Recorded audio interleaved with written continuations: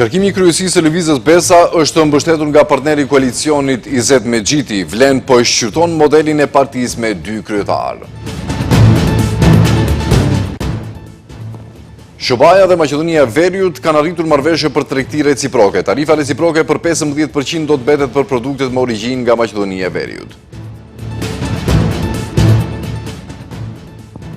Muaj i parë i këtij viti ka sjellë ulje të lehtë të inflacionit, ndërsa shpenzimet e jetës janë rritur për 3.2% në krahasim me vitin e kaluar. Qyteti i Shkupit ka ndërmarrë aktivitete për vendosjen në funksion të semaforit në bulevardin Kristian Todorovski Karposh. Kryetari i Shkupit tha se kjo do të ndodhë së shpejti.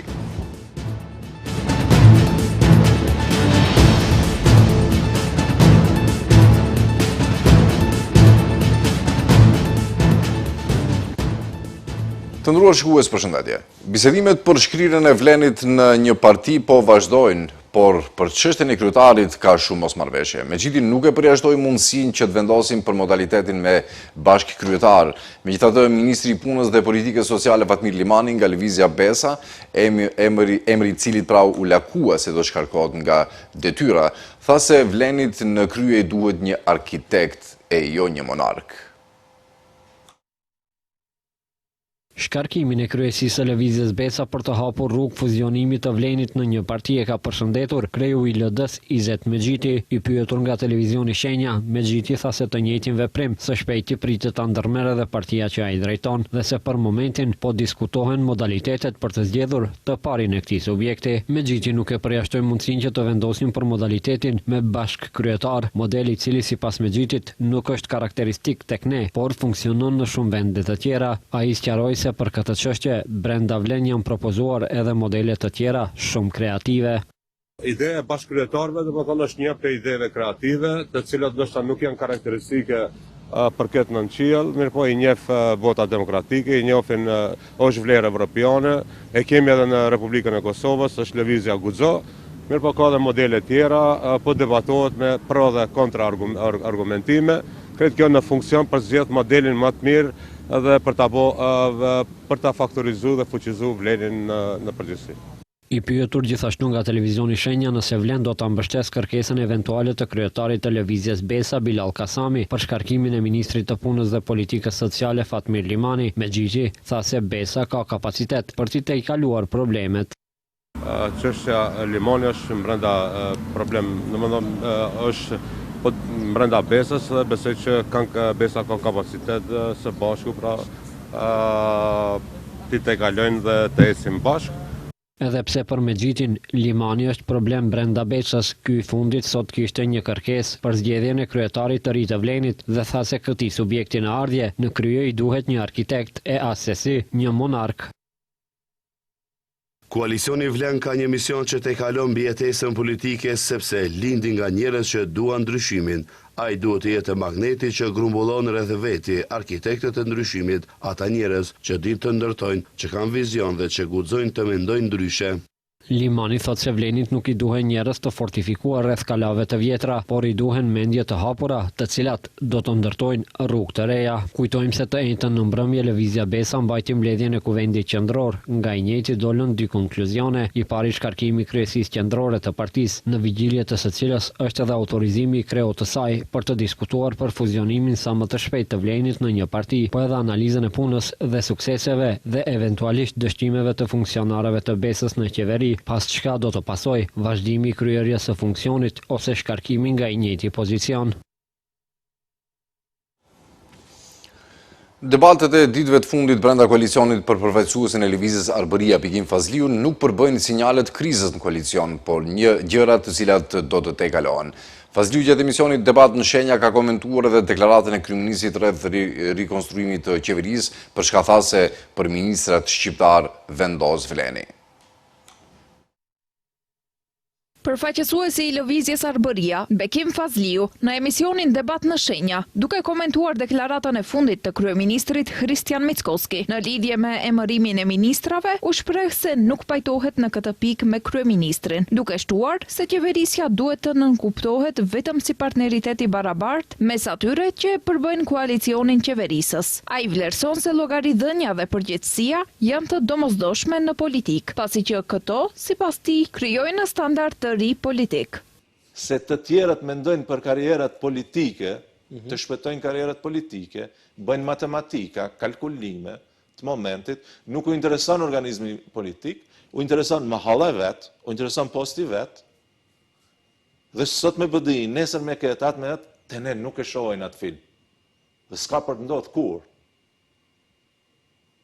Ndërsa sa i përket ndodhive të fundit brenda koalicionit Vlen, Fazliu tha se nga informacionet që ka dhe nga kontaktet e partive që e përbëjnë Vlenin, nuk ka krizë mes partive të Vlenit, ndonëse shton se patjetër që nuk është gjithçka perfekte. Mund të ketë debat, dhe ka debat, mund të ketë mos pajtime për çështje të caktuara, po kur ka komunikim, dhe ka komunikim, do të thënë këto let të kalohen. Deklaratët për përgjegjësi dhe llogaridhënie që i dha performancë Zoti Kasami nuk duhet shihen si krizë, nuk janë tension. Po është një kulturë e re politike që instalohet këtu në vend. Funksionarët duhet të japin llogari për punën dhe këto nuk ka asgjë të keq.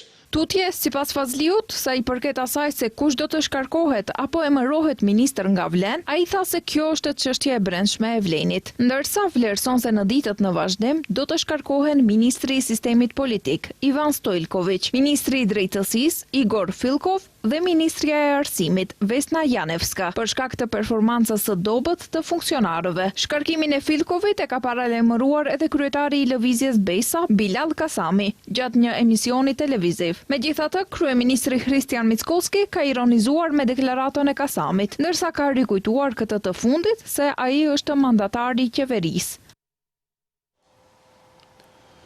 Antarët e Komisionit Shtetëror për Parandalim të Korrupsionit sërish objekti shkeljes ligjit. Pas dorëheqjes së kryetarës antikorrupsionit muaj më parë, sot ka dhënë dorëheqje të parevokueshme dhe antarja e këtij komisioni, Cveta Ristovska.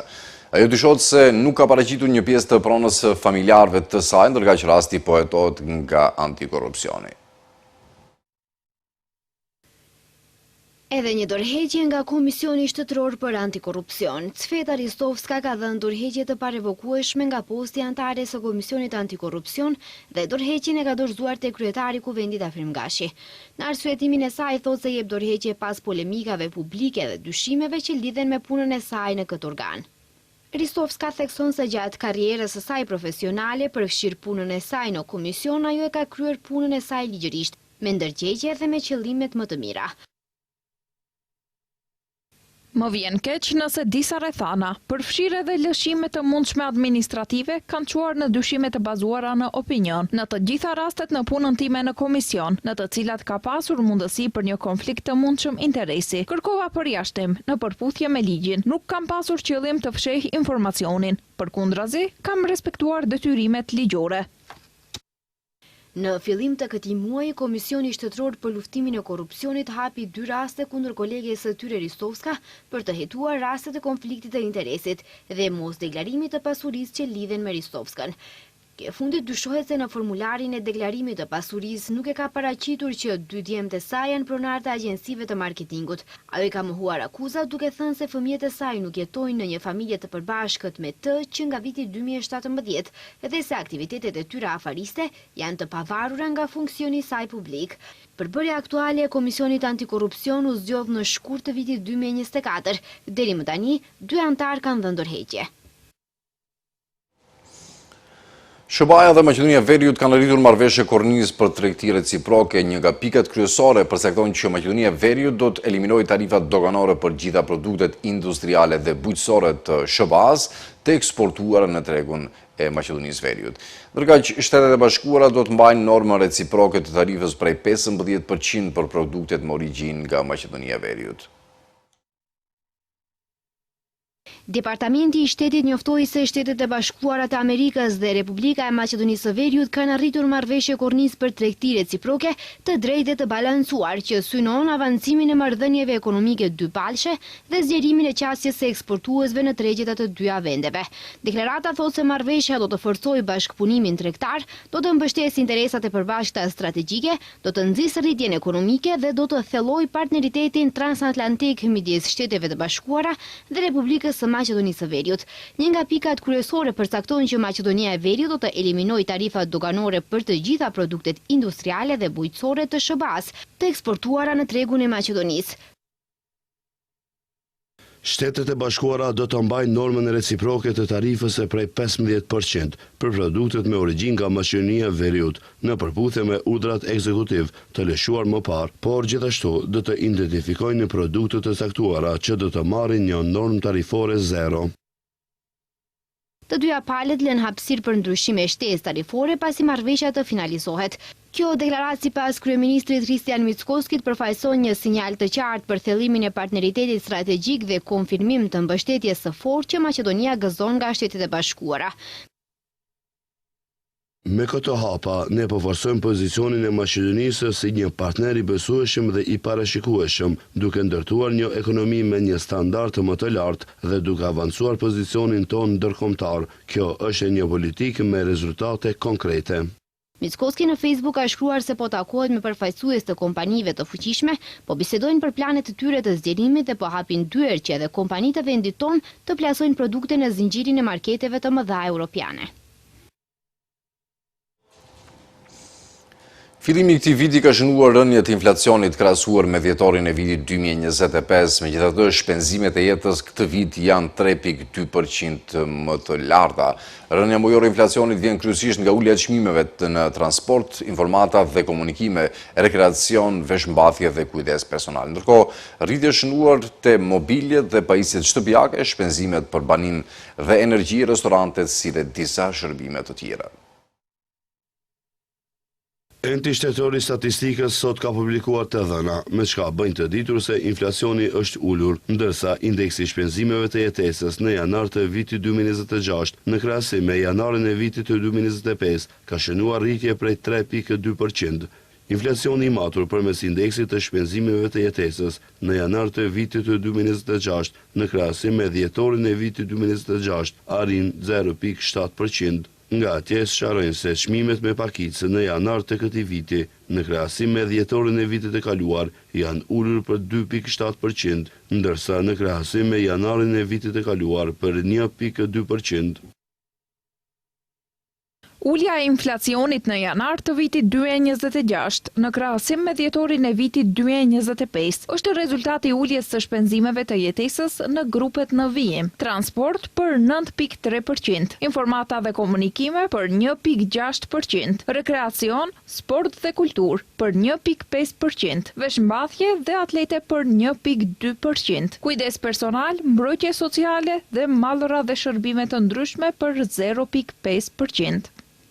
Në janar të vitit të 2026, në krahasim me dhjetorin e vitit të 2025, rritja e shpenzimeve për jetë është shënuar te grupet mobilje, pajisje shtëpiake dhe mirëmbajtje e rregullt e anviserive, banim, ujë, energji elektrike, gaze dhe karburante tjera për 1%. Restorante dhe shërbime për banim për 0.7%, shërbime për arsim, pije alkoholike, duhan dhe narkotike për 0.1%, shpenzimet e jetesës në grupet të sigurim dhe shërbime financiare, mbrojtje shëndetësore dhe ushqim dhe pije jo alkoholike mbesin në nivelin të njëjtë si në muajin paraprak.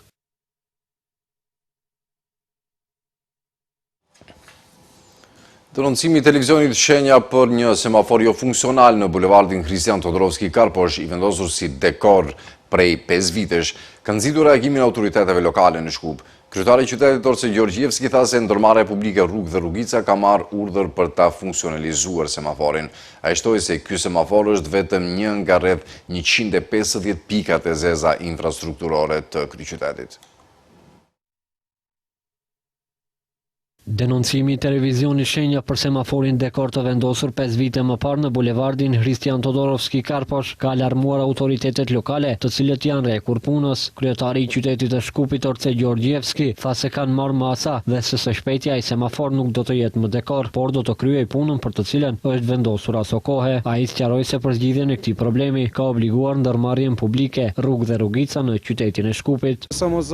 Një nga pikat e zeza në të cilat të po punojmë ta zgjidhim si problem, është pika për të cilën ju po flisni. Ndërmarrja publike, rrugë dhe rrugica ka marrë tashmë urdhër dhe duhet ta zgjidh këtë problem. Gjorgjevski tha se semafori në Çajër është një nga 150 pikat e zeza, të cilat presin zgjidhje, e të cilat, siç tha ai, i ka trashëguar si probleme nga kryetarët e kaluar të qytetit të Shkupit.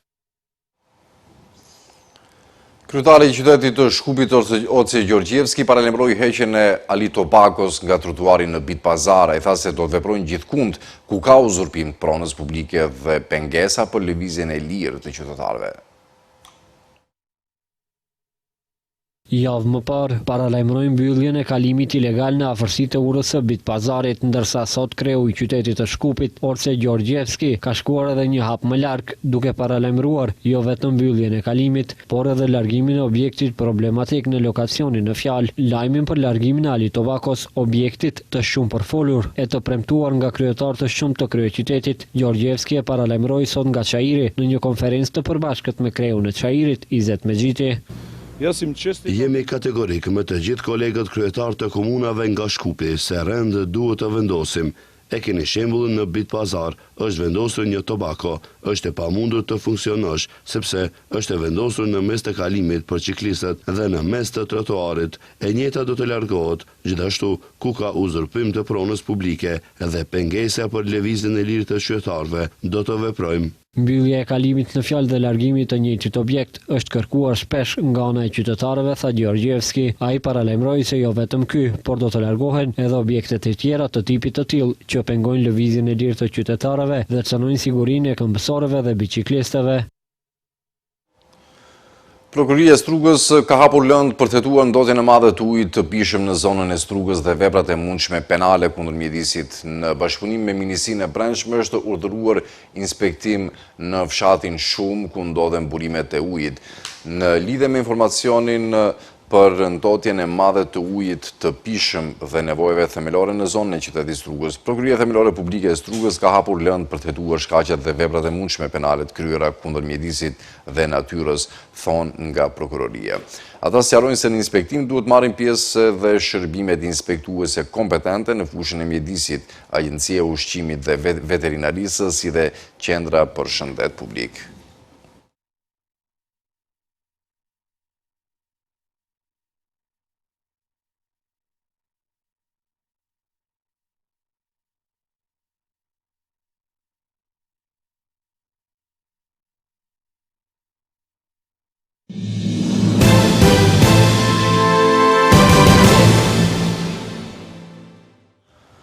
Vazhdojmë me zhvillimet nga rajoni dhe bota. Mbrojtja e Recep Selimit ka përfunduar fjalën e fundit në domat e specializuara të Kosovës në Hag me kundërshtimet të fuqishme për akuzat e pabazuara dhe të pabesueshme të zyrës së prokurorit të specializuar për krime lufte dhe krime kundër njerëzimit. Deklarata përmbyllëse e ekipit Selimit nisi dje me avokatin kryesor Geoffrey Roberts, i cili rrëzoi të gjitha pretendimet e zyrës Kimberly West për të vazhduar sot me antarët e tjerë të mbrojtjes që u deklaruan para trupit gjykues. Në fund Roberts e mori fjalën sërish dhe ishte i qartë.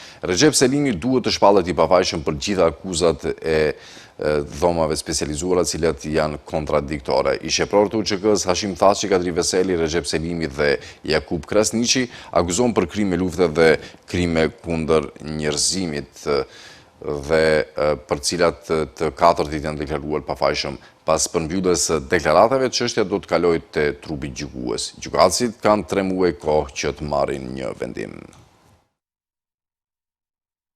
Po mbyllim këtu këtë edicion të lajmeve të ndëruar shikues për të takuar sërish në orat 18:55. Mirëmbëjtje atëherë.